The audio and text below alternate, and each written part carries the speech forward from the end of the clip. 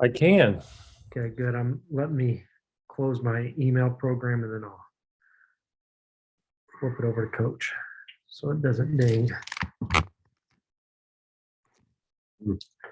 Bad hair day. I have that every day, Coach.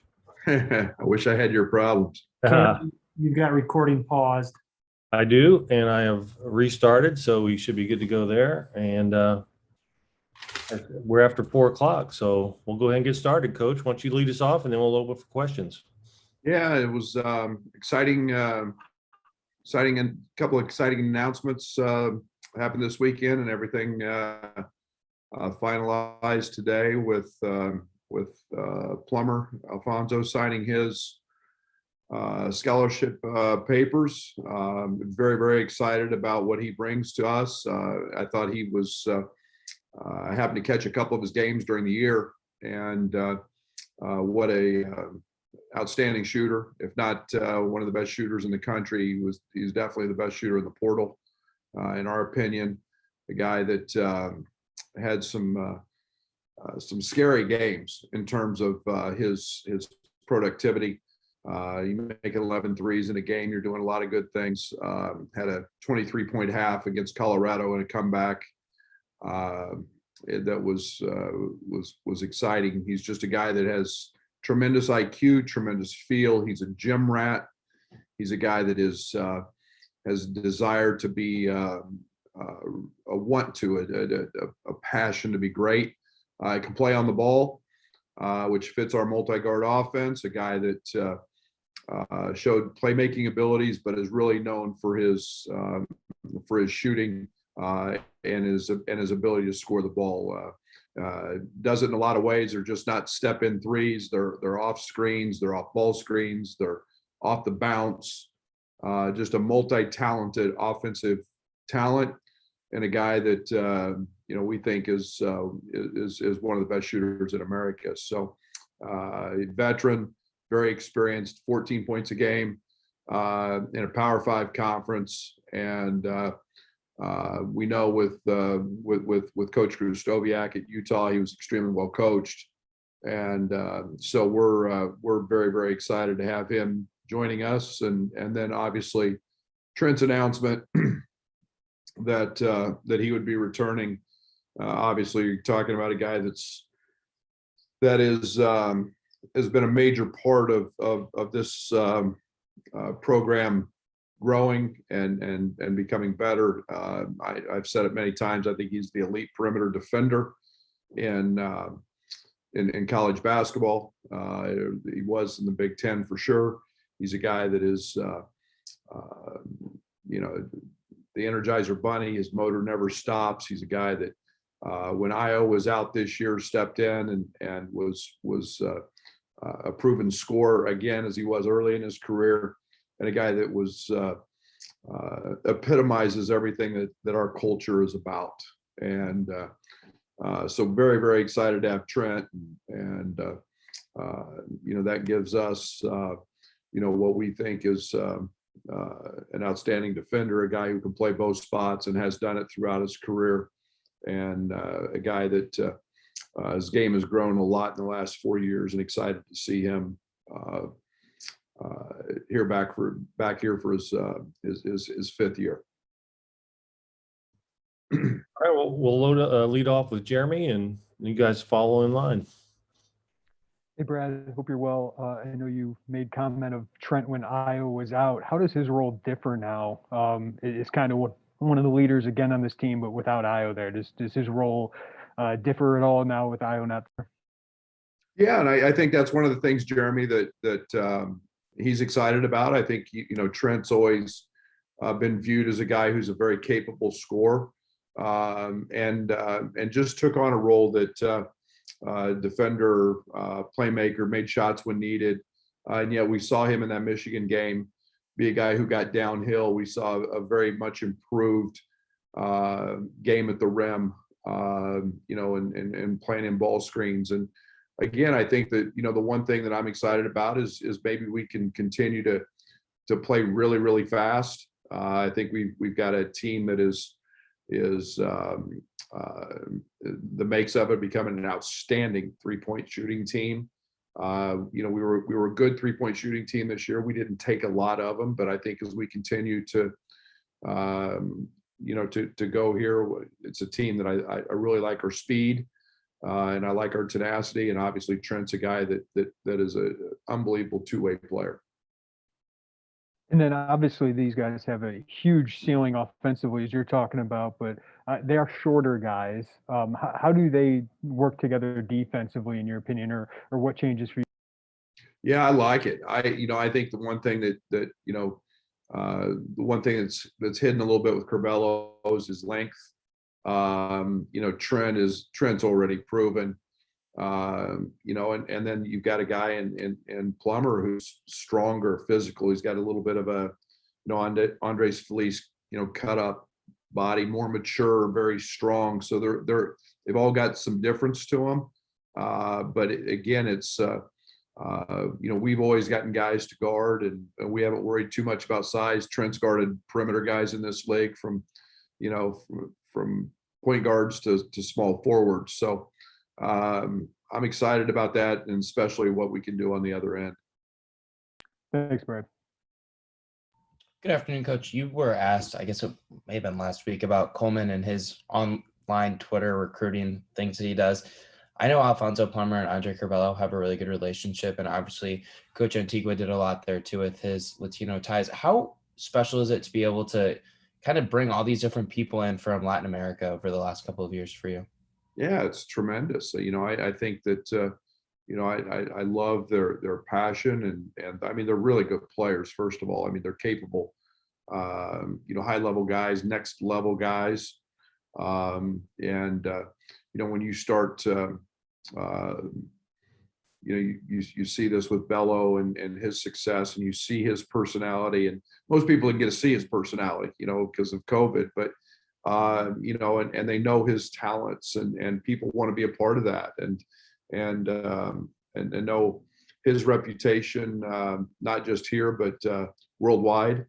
You're talking about a guy that's you got a magnetic personality, and people are drawn to him, and that makes it really special. And obviously Fonz and Bello have a great connection, and that was something that was sure a factor, and they're both excited to play with each other. You've honestly had a lot of international flavor throughout your first couple of years. Obviously Georgie and Kofi in there, Andres Felice as well. Is it something that, I mean, I know you're going to go anywhere to get good players, but is going international something that you want to continue to do as long as there's players out there for you? No question. No question. I mean, we scour those reports, services, games. We're very dialed in to what's going on worldwide. It's a big part. We're blessed at the University of Illinois. We have the most diverse campus in the Big Ten, and obviously in the country. It fits our personality with our campus. So it is, it's just a great fit, a great connection. I love their IQ, the way they've grown up playing the game. And it's just, it's been really positive for us. If I could get one quick follow-up, you mentioned you like their IQ and the way they play the game. Can you kind of compare and contrast that quickly, maybe, on just how different that is, or how it might just be different from American players? Well, a lot of these guys, these international kids, they grow up in academies, and they're going to school, they're practicing multiple times a day.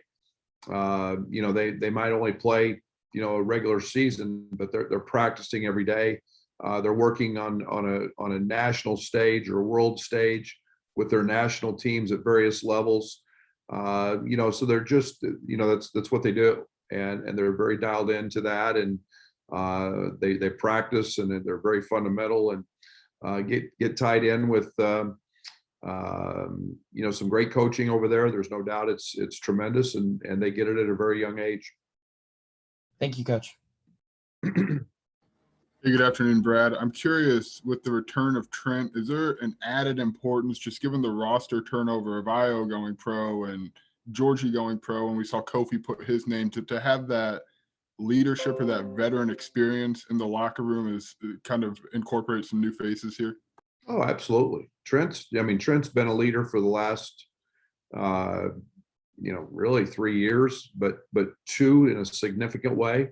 And, you're talking about a guy that's never takes playoff in practice. You're talking about a guy who's um, always, at the forefront of everything we do in practice in terms of communicating with new guys, helping develop guys. He's been that way. He's a guy that has a great rapport with myself in terms of knows what I think and how we're doing things, and is in a position now where he can make suggestions and not just always have to listen and know, because he already's that far ahead of us. So that there's no doubt he's a significant piece to that. And then do you have an approach for re-recruiting a player like Adam who has entered the portal? I mean, have you guys had conversations? Is there a way that you'll blanket approach that scenario, or is just given the changes of college basketball, that's something you've not really had to think too much about? No, I think that we try to communicate all the time with guys. We've had communication with Adam, and you can only go so far. We've got to continue to work and make our roster the best it can be. We've been on this group of freshmen for some time, and we felt very confident in our knowledge and understanding of that group. And we've been very, very dialed in with the transfer portal. I mean, we live it every day. So we've got to do the best we can in terms of understanding and getting to know kids. So it's just a constant juggling act, Joey. And I mean, and when guys are in the portal, they're not part of us, and it's part of the situation. We've got to find guys who are part of us and want to become part of us. So it's I've done more Zooms and been more active in recruiting so far this spring than I have probably at all other springs combined.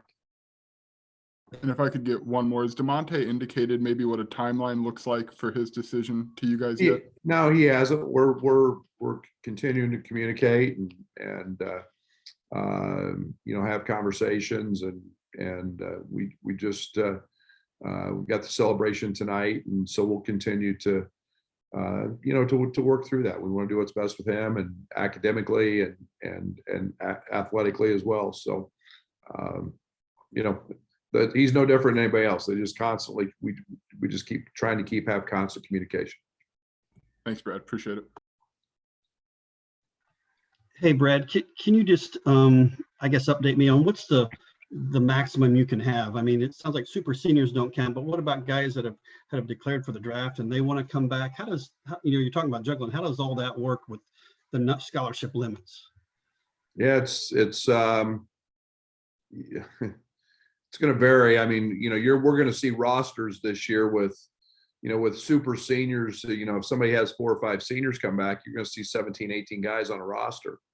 And that's going to play out, probably over the, not just this year, could potentially next year. So, we still have to be at 13. We'll be at 13, not including super seniors, and as I call them, and we'll see what that, what that looks like. So it's just, it's no different than the waiting game we had to play last year, John, and in terms of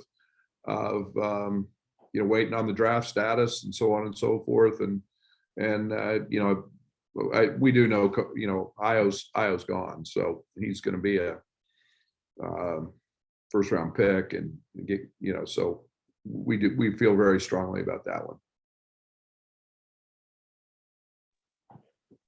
Hey, Brad, with a guy like Alfonso just coming in, just has a year with you, what's sort of maybe the most important thing, that he has to go through, like whenever he gets to campus, just to maybe make, as much use of his one season as possible? Yeah, I think the, connection with our players, chemistry, there's no doubt we had a great connectivity last year.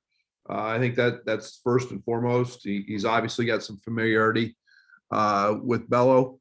And that helps, but no, just, and everybody's got it. Everybody tries to find their own way and find their own, and it's just a comfort. The offense, the defense, that stuff always takes care of itself pretty quickly.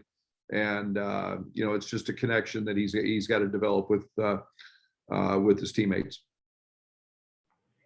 He's got a lot of personality, so I don't think that'll be an issue. Okay. I know you've liked, guys like Jake and Austin to have the sit out year, and that's gone at this point. But what are you maybe looking for when you are bringing a guy in just for that 1 year, and like it's either going to work or right away or it won't? Yeah, and I think we've tried to dive very hard into this is going to be our new norm to a certain extent. So I think we're trying to find as much about the character piece. We're trying to we're much more in tune with synergy, game film, stats, numbers, talking to people in the league around them, who's played them, staffs that they've been a part of. And just making sure they fit our piece and our culture. I think that's exciting. I think the one thing you've got with a grad like Alfonso, you've got maturity. You've got a guy who's proven it at the highest level in a great league, and that's exciting. He's not going to be intimidated by size or talent. He's seen that at the highest levels and been productive. So that's very comforting, as sometimes you get some of these guys who are transferring up who may not have that experience every night. And then one other one, just with Kofi, declaring for the draft, how do you as a coaching and you and the coaching staff sort of navigate the next 2.5 months before, that decision might be, that's sort of the deadline to lock that in? Yeah, and Kof is here, and I mean he's working out. My approach is no different. It's always been. We're going to do everything we can to help him reach his dream. And I mean, down on the court with him this morning and talking to him. It's all about helping him. We don't know yet what workouts look like, and it's best to try to advise and help and answer questions that he has. But we're working him out, trying to get him in the best place that he can be. As he's got decisions to make here in the next couple months, we've got a plan on that. He's here, and we'll see how that goes accordingly as time plays out. Thanks, Brad. Coach, where are you at today as far as your scholarship limit, given the roster right now as it is today? Where do you want it to be? I'm wondering. 19, 18. We'll be at 13 by the time school starts. I can tell you that. We're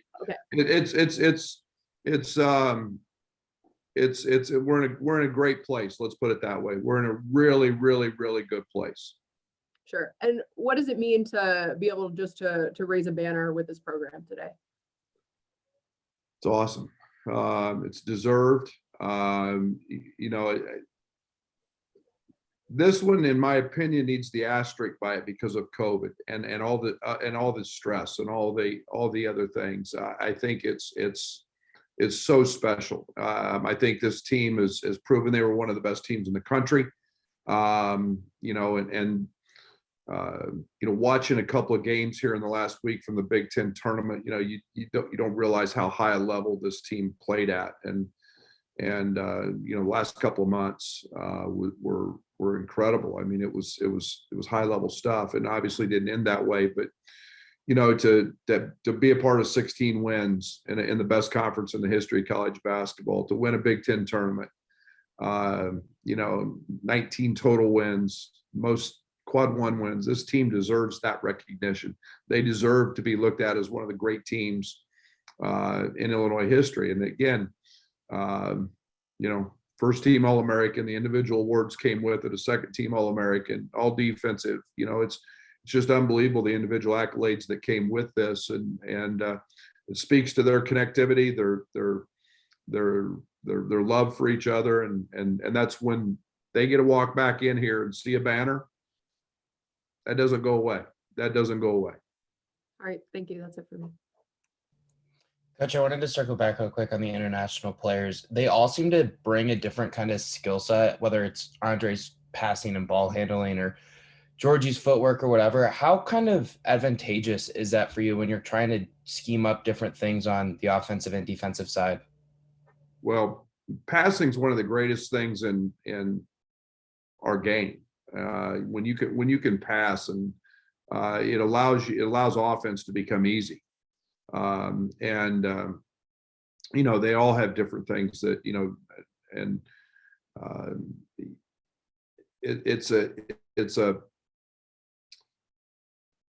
it's advantageous when there's certain issues and things that you don't have to coach. They just have it. And all we have to do is magnify it and show it off and put it in the right situations. And we do that with Curbelo. Georgie, right hand, left hand, his footwork, his pivoting, Kofi's sheer size, and Dama's, the Euro step that Dre had, and his ability to get in the paint. I mean, there's a whole group of things that are, they all became excellent at. So it's just our job to magnify it and help put that out there for us to be successful and for them to be able to show their game off. Thank you, Coach. That's all I got. Thank you. Brad, I think hoisting a banner is important, but would you talk about the money, what kind of performance bonuses your staff is going to get, and what kind of retention incentives you might be offering? Geez, I don't even know. I guess I'll have to go online and look it up. I don't know. I have no idea. Talk about, I mean, you said Orlando and international recruiting. Obviously, you're going to have some fallback plans in the future because these guys are going to move on to head coaching positions, as you said in our last Zoom. How important is it to keep the staff together right now? I mean, I think it's always, I look at it every spring, Rob, as an opportunity.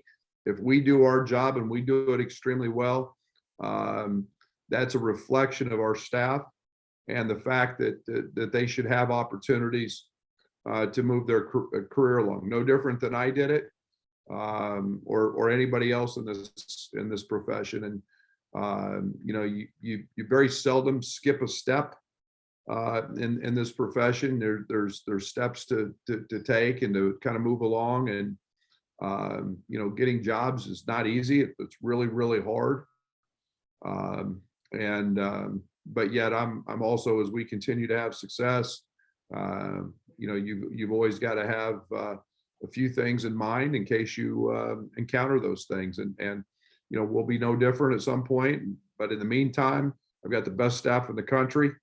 I love. I'm gonna keep helping them grow and giving them added responsibilities. And I think that's what we should do as leaders. And I'm blessed. These guys are incredible at what they do. You've taken every opportunity to say that you got the best athletic director in the country. You think Josh is willing to compete with the very top programs to retain his talent? Rob, I think we should be. We're top 10. We're a top 10 program. We should act like it. I've said it since the day we've got here, and we can't just talk about it and want to be and have a good season and say, oh, Illinois is great, and then not be supportive. We've done it for 2 years in a row now. We've got to continue to build on that momentum. We've got to continue to act like the Dukes and whoever you want to talk about, or people think. And that's my goal. That's why I wanted to be here. I'm very familiar with the history. I've brought it up many times. It's the 11th ranked program in the history of college basketball. We've got to continue to be like that and think like that. And Josh has done nothing but be supportive of that. And I would expect, I think that's the growth of this program is we are thinking along those lines. Exactly. Okay. Thanks, Brad. Brad, let me ask Marley's question maybe a different way. Are you able to add a player tomorrow, whether it's the transfer portal or late like you did last year with Brandon Lee, regardless of Kofi's decision? Or does Kofi's decision right now put you at the limit of 13?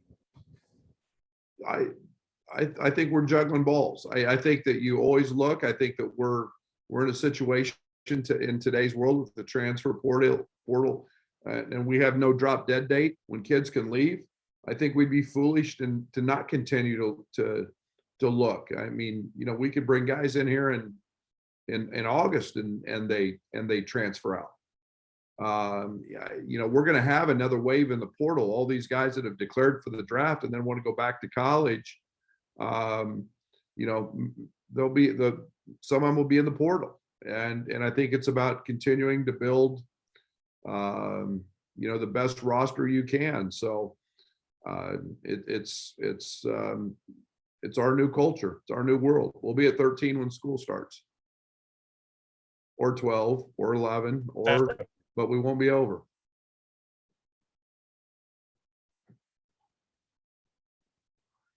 Is that all? Anything Is else? that everybody? Thanks, Brad. Thank you. Thank you. Thanks, Coach.